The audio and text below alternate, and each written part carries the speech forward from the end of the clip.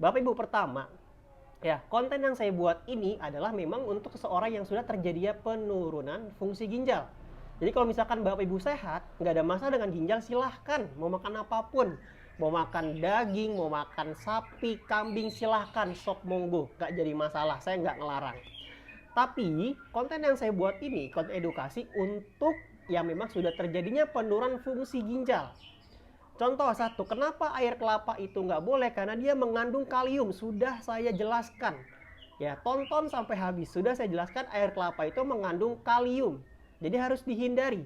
Ketika sudah masuk stadium 3, kondisi EGFR atau kondisi ginjal yang masuk fase stadium 3, stage 3, EGFR 30 sampai 59 itu stadium 3 harus membatasi yang namanya pola makan, terutama protein yang tinggi. Selain dari itu, hindari juga makanan yang mengandung kalium yang tinggi, fosfor, dan juga oksalat. Oke, itu alasan pertama untuk air kelapa. Jadi kalau misalkan Bapak Ibu saat ini sehat, nggak jadi masalah konsumsi air kelapa, silahkan. Pak, tapi air kelapa itu bisa untuk mengeluarkan racun. Betul, air kelapa itu bisa mengeluarkan racun. Ya, jadi kalau Bapak Ibu salah makan, untuk mengeluarkan racun, air kelapa. Tapi kalau sehat. Nah, kalau misalkan sudah terjadi penurunan fungsi ginjal, kelapa ini menjadi tantangan, menjadi pantangan. Gimana Pak kalau misalkan saya minum air kelapa? Memang air kelapa itu tidak secara langsung membuat kreatinin dalam tubuh Bapak Ibu itu naik tinggi. Dia nggak secara langsung. Ketika Bapak Ibu minum air kelapa itu akan menjadi, ya, akan terjadi penumpukan kalium dalam darah atau dikatakan namanya hiperkalemia. Dia numpuk. Nah, untuk memfilter kalium dalam darah ini itu tugasnya ginjal. Nah, ketika ginjal itu sudah terjadi penurunan fungsi, ya, akhirnya menjadi beban ke ginjal.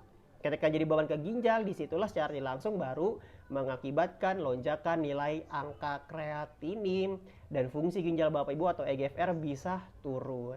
Seperti itu. Lalu selain kelapa, apalagi yang mengandung kalium yang tinggi? Belimbing, alpukat, dan juga buah pisang. Jadi harus dihindari. Selain itu apa juga harus diperhatikan? Kontrol lagi penyakit resikonya. Kalau Bapak Ibu sudah ada kena ginjal, ada riwayat gula, kontrol gula darahnya.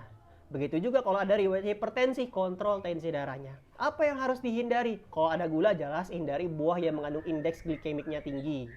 Ya, contohnya anggur. Gimana kalau misalkan tensi? Hindari makanan segala apapun yang mengandung garam yang berlebih. Contohnya bakso. Gimana Pak kalau kolesterol? Ikuti protokol kolesterol, begitu juga dengan asam urat. Silahkan konsultasikan kembali. Yang mau konsultasi sama saya dan mau menjalani program penguatan ginjal dengan nutrisi, cek di profil, hubungi saya. Terima kasih, kalau bermanfaat jangan lupa di-share.